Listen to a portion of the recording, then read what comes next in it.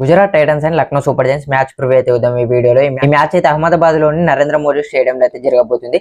ఇక్కడ ఇప్పటి వరకు 40 ఐపీఎల్ మ్యాచెస్ జరుగుతాయి. అందులో ఫస్ట్ బ్యాటింగ్ చేసిన వాళ్ళు 19 టైమ్స్ విన్ అయితే, సెకండ్ బ్యాటింగ్ చేసిన వాళ్ళు 21 టైమ్స్ అయితే విన్ అయ్యారు. సో ఎక్కువ డిఫరెన్స్ అయితే లేదు. సో టాస్ గెలిస్తే బౌలింగ్ తీసుకుంటే బాగుంటది. టార్గెట్ ఎంతో తెలిస్తే చేజింగ్ ని బాగా ప్లాన్ చేసుకోవచ్చు కాబట్టి.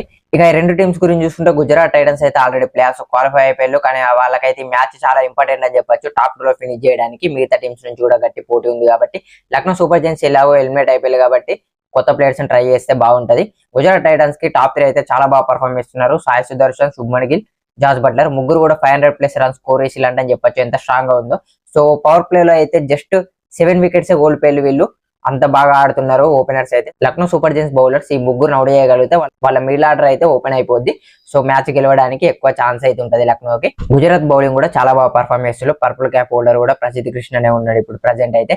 ఇక లక్నో సూపర్ జైంట్స్ గురించి చూసుకుంటే వాళ్ళ టాప్ ఆర్డర్ లో Markram and Mitchell Marsh, Nicholas Pooran ముగ్గురు కూడా ఓవర్సీస్ బ్యాటర్ చాలా బాగా ఆడుతున్నారు. ఇక మిడిల్ ఆర్డర్ లో పంత్ అయితే అంత ఏం పర్ఫార్మ్ చేస్తలే కానీ వాళ్ళ ఇండియన్ యంగ్స్టర్స్ అయిన ఆయుష్ బదోని, అబ్దుల్ సమద్ అయితే చాలా బాగా పర్ఫార్మ్ చేస్తున్నారు. బౌలింగ్ లో చాలా ఇంజురీస్ ఉన్నాయి కాబట్టి ఉన్న బౌలింగ్ తో బాగానే పర్ఫార్మ్ చేస్తున్నారు అని చెప్పొచ్చు.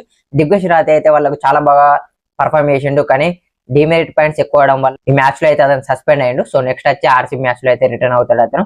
ఈ మ్యాచ్ లో ఎవరు విన్ అవుతారని కింద కామెంట్ చేయండి. అలాగే నెక్స్ట్ వచ్చే వీడియోస్ కోసం అయితే మన పేజ్ ఫాలో అయిపోండి.